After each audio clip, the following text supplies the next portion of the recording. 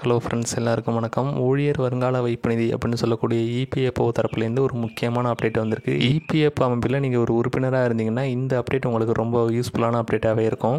EPFO உறுப்பினருக்கு கொடுக்கக்கூடிய சேவை தரத்தை உயர்த்துறதுக்கு இபிஎஃப்ஓ பல புது அப்டேட்டுகளை கொண்டு வந்துட்டுருக்காங்க. அந்த வகையில் இப்போ வந்திருக்கிற அப்டேட் எம்ப்ளாய்க்கு மட்டும் இல்லாமல் எம்ப்ளாயருக்கும் சரி நிறுவனத்துக்கும் சரி ரொம்ப யூஸ்ஃபுல்லான அப்டேட்டாகவே இருக்கும். எம்ப்ளாயி எப்படி இபிஎஃப்க்கு ஒரு குறிப்பிட்ட தொகையை பங்களிப்பு செய்கிறாரோ அதே போல் இபிஎஃப் அமைப்பும் அதோட கூட்டமைப்பில் இருக்கிற பல வங்கிகளுக்கு இந்த பெருந்தொகையை பங்களிப்பு அப்படிங்கிறத செஞ்சுக்கிட்டு வர்றாங்க. அதாவது இபிஎஃப் உறுப்பினர்களோட மொத்த பங்களிப்பு எங்கேயாவது டெபாசிட் பண்ணி வைக்கணும் இல்லையா, அதுக்கு ஒரு பேங்க் தேவைப்படும். அதாவது தனியார் துறை ஊழியர்களோட பங்களிப்புங்கிறது பலாயிரம் கோடி வரும். அவ்வளோ பணத்தை டெபாசிட் பண்ணுறதுக்கு 1-2 பேங்குகள் பத்தாது. இதை பல பேங்குகளில் இபிஎஃப்ஓ அமைப்பு டெபாசிட் பண்ணிட்டு வர்றாங்க. ஏற்கனவே இந்த இபிஎஃப்ஓ அமைப்பை பொறுத்த வரைக்கும் கிட்டத்தட்ட 17 பேங்குகளோட கூட்டு சேர்ந்து இபிஎஃப் உறுப்பினர்களுக்கு இந்த இபிஎஃப்ஓட சேவை தரத்தை உயர்த்தி வச்சுக்கிறாங்க அப்படின்னே சொல்லலாம். இபிஎஃப் உறுப்பினர்களுக்கு கொடுக்கக்கூடிய இந்த சேவை தரத்தை இன்னும் உயர்த்துறதுக்காக அதாவது இன்னும் 15 பேங்குகளோட கூட்டு சேர்ந்துருக்கிறாங்க. இது மூலமாக ஏற்கனவே ஒரு 17 பேங்கோட கூட்டு சேர்ந்ததும் சேர்த்து இப்போ ஒரு 15 பேங்க், மொத்தம் 32 பேங்கோட இபிஎஃப்ஓ அமைப்பானது கூட்டு சேர்ந்துருக்கு.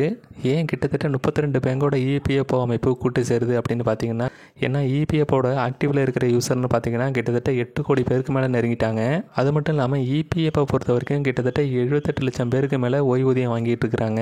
இவங்க எல்லாரும் இபிஎஃப்ஓவுக்கு கொடுக்குற அந்த பங்களிப்பு அப்படிங்கிறத மெயின்டைன் பண்ணணும்னா இபிஎஃப் அமைப்பு பல பேங்களோட கூட்டு சேர்ந்து தான் இவ்வளோ பெரிய அமௌண்ட்டை மெயின்டைன் பண்ணுறது கொஞ்சம் ஈஸியாக இருக்கும். அதுக்காக தான் இவ்வளோ பேங்களோட இபிஎஃப் அமைப்பு கூட்டு சேர்ந்துருக்கு. பல பேங்குகளோட கூட்டமைப்பில் சேர்றதுக்கு யார் கையெழுத்து போட்டிருக்கா அப்படின்னு பார்த்தீங்கன்னா, அதாவது தொழிலாளர் துறை அமைச்சர் மன்சுக் மாண்டவியா தான் இதுக்கான கையெழுத்தை போட்டிருக்காரு.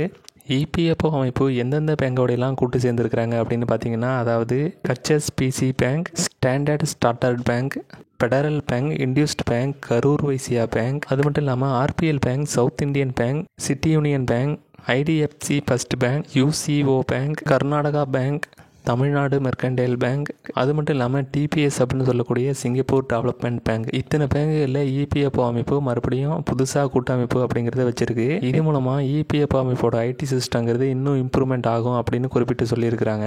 இந்த அப்டேட்டுங்கிறது ஊழியர்களுக்கு மட்டும் இல்லை, இது நிறுவனத்துக்கும் சரி முதலாளிக்கும் சரி 3 பேருக்குமே நன்மை தரக்கூடிய ஒரு முக்கியமான அப்டேட்டாக தான் இருக்கும்.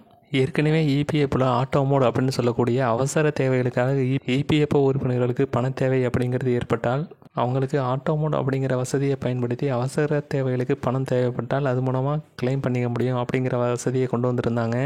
இப்படி இபிஎஃப்ஓ உறுப்பினர்களுக்கான சேவை தரத்தை உயர்த்துறது மட்டும் இல்லாமல் அவங்களோட ரிக்வஸ்ட்டுக்கு ஏற்ற மாதிரி பணத்தை வேகம் கிளைம் பண்ணி கொடுக்கறதுக்கு தான் இந்த பல பேங்குகளோட கூட்டமைப்பு அப்படிங்கிறது நடந்துகிட்டு இருக்கு. இபிஎஃப்ஓட இந்த அப்டேட்டை பற்றின உங்களோட கருத்துக்களை கமெண்ட்ல சொல்லுங்கள். அது மட்டும் இல்லாமல் நம்மளோட சேனலை சப்ஸ்கிரைப் பண்ணிவிட்டு கூடவே பெல் ஐக்கானையும் கிளிக் பண்ணி வச்சுக்கோங்க.